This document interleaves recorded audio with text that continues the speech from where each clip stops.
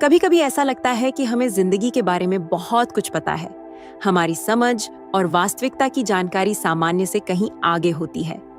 ऐसा लगता है जैसे हमें ऐसे सच्चों तक पहुंच होती है जो दूसरे लोग नहीं देख पाते। और अगर मैं कहूं कि यह संयोग नहीं है, तो इसके पीछे एक कारण है। शायद तुम्हारे पास एक नजरिया है जिसे कई लोग एक उपहार मानते हैं, एक खास क्षमता। लेकिन इसके साथ एक जिम्मेदारी भी आती है जिसे हर कोई स्वीकार नहीं कर पाता। तो मुझे बताओ, तुम इस वास्तविकता को कैसे संभालोगी? अगर तुम जानती हो कि तुम दानियल की किताब में से एक चुने हुए व्यक्ति हो, तो हम वहां एक युवा बंदी को बबीलोन में देखते हैं। वह एक विदेशी था जो एक ऐसे राज्य में रह रहा था जो अजनबी देवताओं की पूजा करता था, और उसकी जीवन शैली में जो विश्वास थे उन्हें चुनौती देता था। फिर भी दानियल ने अपनी ईमानदारी को बनाए रखा और प्रमुख संस्कृति से प्रभावित नहीं हुआ। उसकी दृष्टि उन चीजों से कहीं आगे थी जो दिखाई दे रही थीं। वह समझता था कि उसका उद्देश्य अंधेरे में एक प्रकाश बनना है। इसी तरह आज के चुने हुए लोगों के पास भी एक मिलीजुली जिम्मेदारी है। अलग रहने की क्षमता होना, सतही प्रभावों को पार करना और हर चीज में गहराई से उद्देश्य देखना। यह काम आसान नहीं है। बहुत से लोग तुम्हारे रास्ते को बदलने की कोशिश करेंगे, और तुम्हारी चुनौती होगी कि तुम इसे बनाए रखो और अपने अंदर की सच्चाई के साथ कदम बढ़ाओ। यह ज्ञान, यह अधिक जानने की क्षमता को समझना या सहन करना आसान नहीं है। हालांकि इसे रखने वाले लोग एक परिवर्तन का अनुभव करते हैं जो उन्हें नेता बनाता है, न कि अनुयायी। शायद शुरुआत में तुम्हें असहज लगेगा या तुम अकेला महसूस करोगी, लेकिन जैसे जैसे तुम आगे बढ़ोगी, तुम देखोगी कि यह दृष्टिकोण तुम्हें उन बातों से भी आगे ले जाता है जिन्हें दूसरे बिना सवाल के स्वीकार कर लेते हैं। तो अगर तुम सोचती हो कि तुम जो बात कर रही हो उससे सहमत हो, तो शायद तुम भी चुने हुए लोगों में से एक हो। इसलिए मैं तुमसे अनुरोध करती हूँ कि अपना लाइक दो और चैनल सब्सक्राइब करो, ताकि तुम भविष्य के सभी कंटेंट को न चूक सको। संख्या 1, आध्यात्मिक दृष्टि, एक धुंधली में एक तिरस्कार। चुने हुए लोगों के पास एक विशेष क्षमता होती है जो उन्हें और अधिक देखने की अनुमति देती है। जैसे उनकी आंखें इस दुनिया की माया की मोटी धुंध को पार कर सकती हैं। यह दृष्टि सिर्फ देखने के बारे में नहीं है, बल्कि गहराई से समझने के बारे में है। सभी लोग इस क्षमता को नहीं समझते, और बहुत कम लोग इसे एक जिम्मेदारी के रूप में स्वीकार करते हैं। कल्पना करो कि तुम एक अंधेरी रात में नाव से यात्रा कर रही हो और केवल दूर की एक तिरस्कार पर भरोसा कर रही हो। यही मिशन है आध्यात्मिक दृष्टि वाले व्यक्ति का, मार्गदर्शन करना, सतर्क करना और उन लोगों को सुरक्षा देना जो और नहीं देख सकते। इस दृष्टि का चुनौती यह है कि इसे सतर्कता और संतुलन के साथ कैसे इस्तेमाल किया जाए। ईसा मसीह ने हमें सिखाया कि निर्णय लेना और अपने दिल में करुणा रखना जरूरी है। यह जानना नहीं है कि इस ज्ञान का उपयोग कैसे करना है, बल्कि मदद करने के लिए है। उदाहरण के लिए, तुम शायद देख सकती हो कि किसी पास वाले की गतिविधि उसके स्वास्थ्य को खतरे में डाल सकती है। निर्णय नहीं लेना, बल्कि देखना है कि तुम कैसे उसका मार्गदर्शन कर सकती हो। शायद उसकी चिंताओं को सुनना या समय पर एक प्रोत्साहक शब्द देना। यह आसान नहीं है, लेकिन यही चुने हुए का काम है, एक तिरस्कार होना, न कि एक तीर। यह दृष्टि भी ईमानदारी की जरूरत मांगती है, क्योंकि अक्सर चुने हुए लोग वह देखते हैं जो दूसरे मानने से इनकार करते हैं। यह एक ईमानदारी है जो अस्वीकार करने वाले चीजों से बहुत आगे है, एक गहरी ईमानदारी ब्रह्मांड में। समाज अक्सर उसे कम करता है जो देखा नहीं जा सकता या छू नहीं सकता, और यही तुम्हारी ईमानदारी तुम्हारी सबसे बड़ी ताकत बन जाती है। तुम जानती हो कि जबकि दूसरे संदेह करते हैं, तुम्हारी जानकारी एक उपहार है और इसके साथ जिम्मेदारी की जरूरत होती है। सभी इस अंदरूनी लड़ाई को नहीं समझेंगे, लेकिन जो बुलाए गए हैं वे तुम्हें पहचानेंगे। और जब तुम जो देखती हो या महसूस करती हो उसे साझा नहीं कर पाती, तो क्या होता है? शायद तुम महसूस करोगी कि तुम गलत समझी गई हो, और यही सबसे भारी बोझ है जो आध्यात्मिक दृष्टि वाले व्यक्ति को मिलता है। हालांकि याद रखो कि तुम्हारा उद्देश्य सभी को खुश करना नहीं है, बल्कि अपने अंदर की सच्चाई के साथ एकजुट होना है।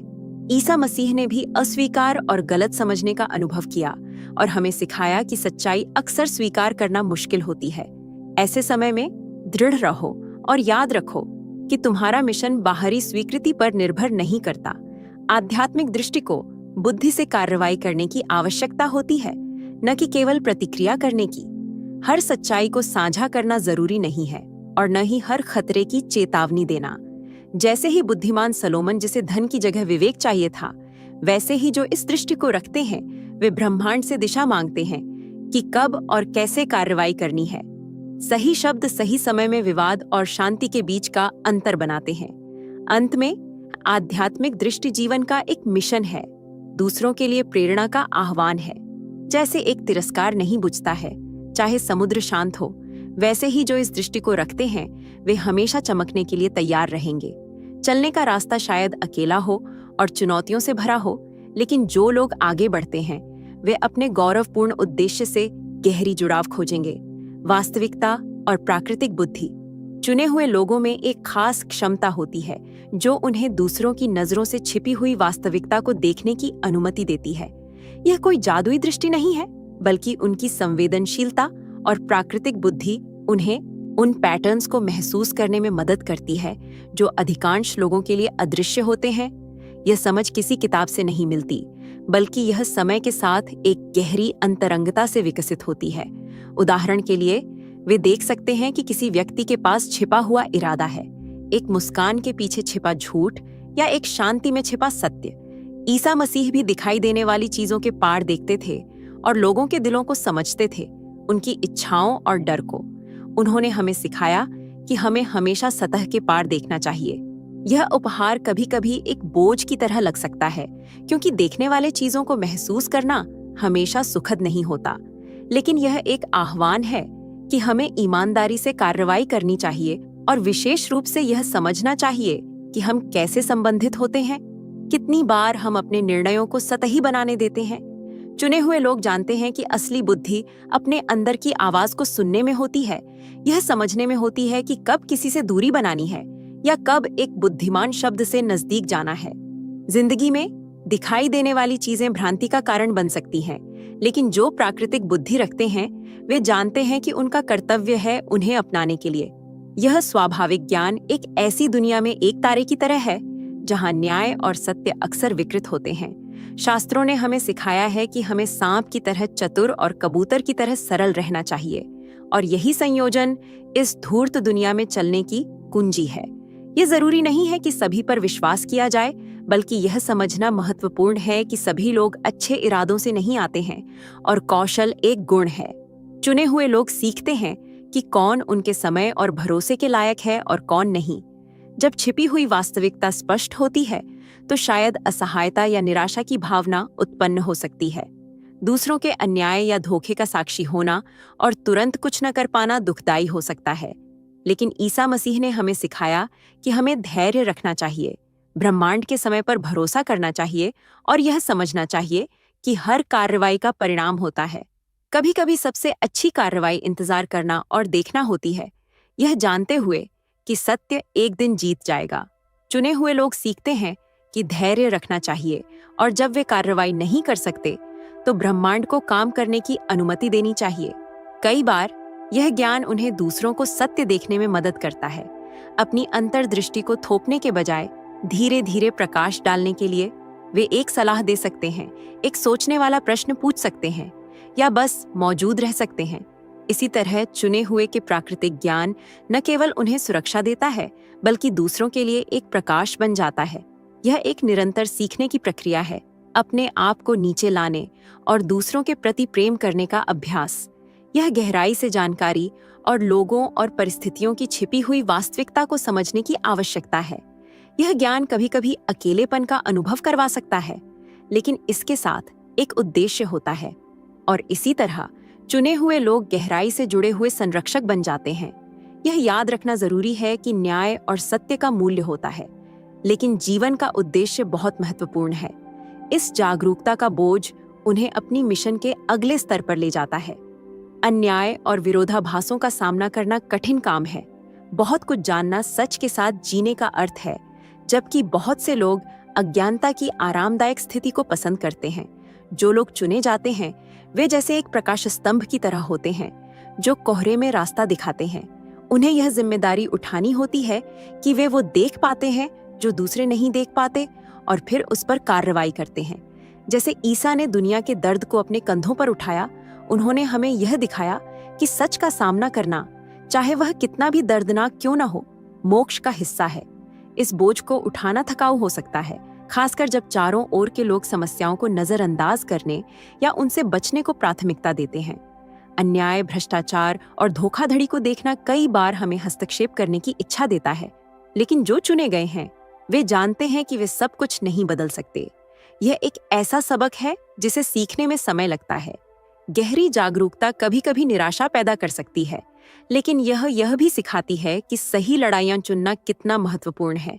यह जानना कि कब बोलना है और कब चुप रहना है एक कुंजी है, और इसके लिए लगातार ब्रह्मांड से जुड़े रहने की जरूरत होती है ताकि आंतरिक संतुलन और शांति बनी रहे। इस बोझ को उठाने के लिए चुने हुए लोग प्रार्थना और ध्यान में सुरक्षा पाते हैं। जैसे ईसा अकेले में प्रार्थना करने जाते थे, वैसे ही वे भी अपने भीतर की ताकत को खोजने के लिए आत्मनिरीक्षण और ब्रह्मांड से संवाद करते हैं। हर दिन आसान नहीं होगा और जागरूकता का बोझ कभी कभी भारी लग सकता है। ऐसे क्षणों में उन्हें याद रहता है कि वे अकेले नहीं हैं और उनका ज्ञान एक सजा नहीं बल्कि अच्छाई करने का एक उपकरण है। यह जागरूकता कभी कभी एक कंपास की तरह होती है जो उन्हें संदेह के क्षणों में मार्गदर्शन करती है। जब दुनिया अराजक लगती है और उद्देश्य धुंधला हो जाता है, तब चुने हुए लोग उस गहरी जागरूकता में अर्थ पाते हैं। जैसे एक नाविक तारे देखकर दिशा तय करता है, वैसे ही वे भी अपने ज्ञान से सही रास्ता खोजते हैं। तय करता है, वे भी अपनी ब्रह्मांड के साथ संबंध और न्याय और करुणा के मिशन में दिशा ढूंढते हैं। यह रास्ता आसान नहीं है, लेकिन यह एक उद्देश्य और अर्थ से भरा है, और यही मिशन उन्हें ताकत देता है। हालांकि कभी-कभी यह बोझ उन्हें उन लोगों से दूर कर सकता है जो उनकी दृष्टि को नहीं समझते। इस रास्ते पर अकेलापन अक्सर एक साथी बन जाता है, लेकिन वे इसे अपने मिशन का हिस्सा मानते हैं। वे जानते हैं कि सच हमेशा लोकप्रिय नहीं होता और अविश्वास से बचना संभव नहीं है, लेकिन उनके न्याय और सत्य के प्रति प्रतिबद्धता उन्हें आगे बढ़ने के लिए प्रेरित करती है, चाहे उन्हें आलोचना या अस्वीकृति का सामना करना पड़े। जैसे ईसा मसीह को भी समझा नहीं गया, वैसे ही चुने हुए लोग भी इस अकेलेपन को गरिमा और दृढ़ता के साथ स्वीकार करते हैं। इस तरह यह जागरूकता का बोझ परिवर्तन के लिए एक प्रेरणा बनता है।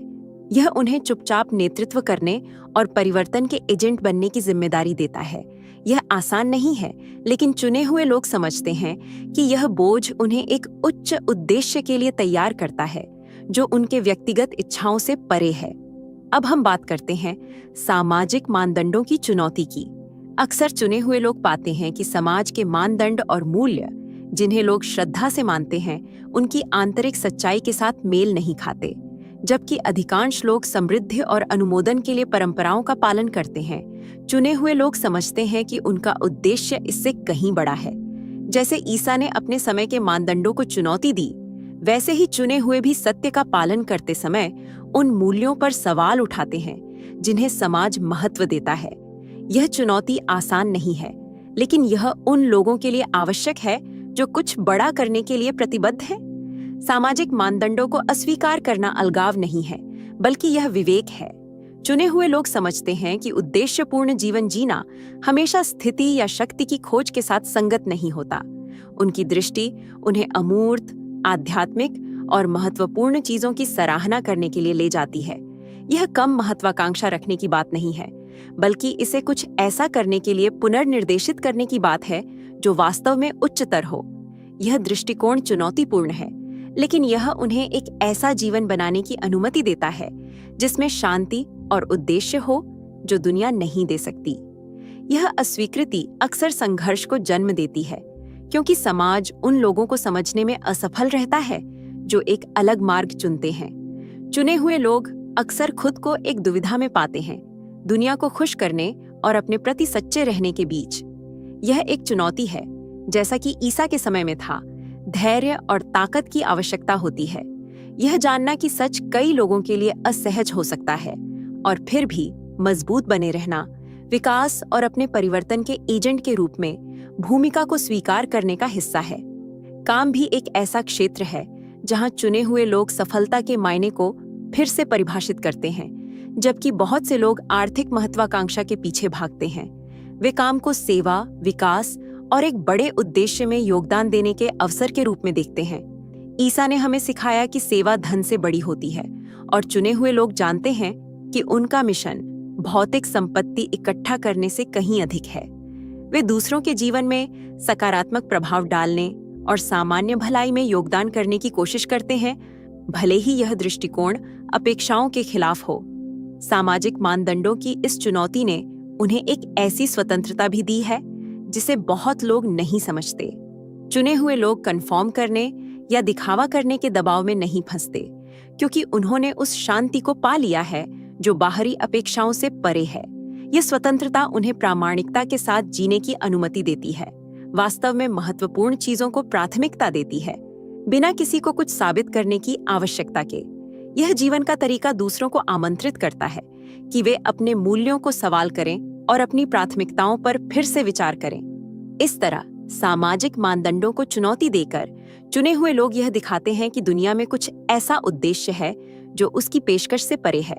यह मिशन उन्हें आगे बढ़ने के लिए प्रेरित करता है, उनके ब्रह्मांड के साथ संबंध को गहरा करता है और एक अर्थ और महत्व की जिंदगी खोजने में मदद करता है। अब हम विकास और उद्देश्य की बात करते हैं जो पारंपरिक नहीं है। चुने हुए लोगों के लिए जीवन केवल सामान्य अपेक्षाओं को पूरा करने या व्यक्तिगत लक्ष्यों में सुधार करने के बारे में नहीं है। उनका विकास एक ऐसा उद्देश्य से जुड़ा है जो समाज की अपेक्षाओं से कहीं परे है। आध्यात्मिक दृष्टिकोण से उनका विकास स्थापित चीजों को सवाल उठाने और जीवन की एक वास्तविक समझ खोजने से संबंधित है। यह केवल बाहरी सफलताओं पर आधारित नहीं है, बल्कि आंतरिक समृद्धि पर भी आधारित है। जैसा कि ईसा ने कहा, मनुष्य को पूरा संसार प्राप्त करने का क्या लाभ है यदि वह अपनी आत्मा को खो देता है। यह निरंतर प्रश्न उन्हें एक विकास के मार्ग पर बनाए रखता है जो सतही चीजों की ओर नहीं जाता। जैसे जैसे चुने हुए आगे बढ़ते हैं, वे पाते हैं कि वे वही नहीं चाहते जो अन्य लोग चाहते हैं। ये नहीं है कि वे सफलता या समृद्धि से इनकार करते हैं, बल्कि वे समझते हैं कि उनके जीवन का एक गहरा उद्देश्य है, एक बुलावा। जिस तरह से तुम अपने जीवन में सच्चाई और अपने पड़ोसी के प्रति प्यार के साथ जीती हो, वह दूसरों के लिए एक प्रेरणा बन सकता है। यह एक ऐसा संदेश है जो उम्मीद और सच्चे प्यार की बहाली का प्रतीक है। बहुत से लोग ऐसे हैं जिन्होंने प्यार में विश्वास खो दिया है, जो सोचते हैं कि अब कोई असली रिश्ते नहीं हैं।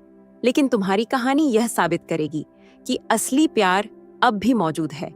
यह इसलिए नहीं होगा कि यह परफेक्ट है, बल्कि इसलिए कि यह सही आधार पर बनाया गया है। जब कुछ चीजें ब्रह्मांड पर आधारित होती हैं, तो इसका प्रभाव केवल 2 लोगों तक सीमित नहीं रहता, यह औरों तक फैलता है। सोचो, जब 2 लोग सही समय पर मिलते हैं, जब वे एक साथ बढ़ते हैं और एक मजबूत और सच्चे प्यार का निर्माण करते हैं, तो ऐसा रिश्ता न केवल उन्हें भरता है, बल्कि दूसरों को भी रोशन करता है। यह वो प्यार होगा जो बिना शब्दों के गवाही देगा, जो बिना किसी व्याख्या के प्रेरणा देगा। इसलिए इसे सिर्फ एक रिश्ते के रूप में मत सोचो, यह इससे कहीं अधिक है। ब्रह्मांड एक ऐसा संघ बना रहा है जो सिर्फ तुम्हारे लिए नहीं, बल्कि तुम्हारे चारों ओर के लोगों के लिए भी आशीर्वाद होगा। यह तुम्हारी फैमिली, दोस्तों और यहाँ तक कि उन लोगों के लिए भी एक उदाहरण बनेगा जिन्हें तुम अभी तक नहीं जानती। जब प्यार ब्रह्मांड से आता है, तो यह न केवल 2 जिंदगी बदलता है, बल्कि कई को भी। और तुम्हारी जिंदगी अब उस बड़े उद्देश्य का हिस्सा बनने वाली है। सच्चा प्यार कोई सपनों की दुनिया नहीं है, बल्कि यह एक मजबूत बुनियाद पर खड़ा होता है। हर रिश्ता जो ब्रह्मांड द्वारा तय किया गया है, वह चुनौतियों का सामना करेगा, लेकिन ये चुनौतियां उसे तोड़ने के लिए नहीं, बल्कि मजबूत करने के लिए होती हैं। जब ब्रह्मांड केंद्र में होता है, तो मुश्किलें अलग करती नहीं, बल्कि जोड़ती हैं। हर चुनौती एक अवसर होगी। हो सकता है कि तुम में कुछ गलतफहमियां हों, कुछ समायोजन की जरूरत हो, कुछ एक दूसरे से सीखने की बातें हों, लेकिन भागना या हार मानना नहीं। तुम दोनों मिलकर एक दूसरे का समर्थन करोगी और उस उद्देश्य को मजबूत करोगी जो ब्रह्मांड ने तुम्हारे रिश्ते में रखा है। जो प्यार आने वाला है, वह कमजोर नहीं है, वह मजबूत है। पुराने घाव फिर से उभर सकते हैं, डर तुम पर हावी हो सकते हैं, लेकिन ब्रह्मांड यह सब नहीं होने देगा ताकि तुम संदेह में पड़ जाओ। यह सब तुम्हें ठीक करने के लिए होगा, ताकि तुम और भी बड़े प्यार के लिए तैयार हो सको। सच्चे रिश्ते वे होते हैं जो समस्याओं से भागते नहीं, बल्कि उनका सामना करते हैं। अगर तुम सोचती हो कि यह प्यार आसान होगा, तो एक बार फिर से सोचो। यह कठिन नहीं होगा, लेकिन यह तुमसे सबसे अच्छा मांग करेगा। यह ऐसा प्यार होगा जो तुम्हें बढ़ने, धैर्य रखने और प्रतिबद्धता दिखाने के लिए प्रेरित करेगा। ब्रह्मांड नहीं चाहता कि तुम इस रिश्ते में उसी मानसिकता के साथ आओ जैसे पहले थी। वह चाहता है कि तुम उस प्यार को देने के लिए तैयार हो जिस तरह से वह देता है, दया, समर्पण और उद्देश्य के साथ। और इसके लिए पहले तुम्हें तैयार करना होगा। चुनौतियों से मत डरो, क्योंकि वे इस संबंध को शुद्ध करेंगे। जब प्यार दिव्य होता है तो समस्याएं उसे खत्म नहीं करती, बल्कि उसे ऊंचा उठाती हैं। जो तुम्हारे लिए आने वाला है वह हर तूफान को सहन करेगा। ब्रह्मांड का प्यार तब नहीं आएगा जब तुम्हारा दिल डर, नाराजगी या असुरक्षा से भरा होगा। पहले तुम्हें उसके लिए जगह बनानी होगी। जैसे एक जमीन को बोने से पहले तैयार किया जाता है, तुम्हारे दिल को भी उस आशीर्वाद को पाने के लिए तैयार होना चाहिए। कभी कभी हम बिना सोचे समझे पुराने घावों को अपने साथ लिए चलते हैं, जो हमें आगे बढ़ने से रोकते हैं। शायद तुम उन यादों से चिपकी हुई हो जो तुम्हारे पिछले रिश्तों में बुरी थीं, लेकिन ब्रह्मांड तुम्हें उन सब से मुक्त करना चाहता है, क्योंकि जो आ रहा है वह पूरी तरह से नया है। तुम मजबूत नींव नहीं बना सकती अगर तुम अभी भी अतीत में अटकी हो। यह समय है छोड़ने का, ठीक होने का और अपने दिल को विश्वास के साथ खोलने का। यह सिर्फ इंतजार करने की बात नहीं है, बल्कि सक्रिय रूप से तैयार होने की बात है। अपने आप को प्यार करना, अपनी कीमत जानना और यह समझना कि तुम एक ऐसे प्यार की हकदार हो जो ब्रह्मांड के साथ मेल खाता है, यह इस प्रक्रिया में बहुत महत्वपूर्ण है। इस प्रक्रिया में आभार भी एक कुंजी है। जो नहीं हुआ उसके लिए शोक मनाने के बजाय उस पर ध्यान दो जो तुमने सीखा। हर अनुभव तुम्हें यहाँ लाने के लिए जरूरी था, हर सबक आवश्यक था। जब तुम अतीत को उद्देश्य की दृष्टि से देखोगी तो तुम्हारा दिल उस चीज के लिए तैयार हो जाएगा जो ब्रह्मांड तुम्हें देना चाहता है। प्रार्थना करो, ब्रह्मांड से अपने दिल को तैयार करने के लिए कहो कि वह तुम्हारी मदद करे उन चीजों को छोड़ने में जो वहां नहीं होनी चाहिए। जो प्यार आ रहा है वह कोई साधारण प्यार नहीं है, यह एक दिव्य उपहार है। ब्रह्मांड चाहता है कि तुम इसे पूरी तरह से स्वीकार करो, लेकिन पहले वह चाहता है कि तुम्हारा दिल उसे पहचानने के लिए तैयार हो, उसकी कद्र करने के लिए और उसकी देखभाल करने के लिए। तैयारी केवल इंतजार करने की बात नहीं है, यह बढ़ने, ठीक होने और भरोसा करने की बात है।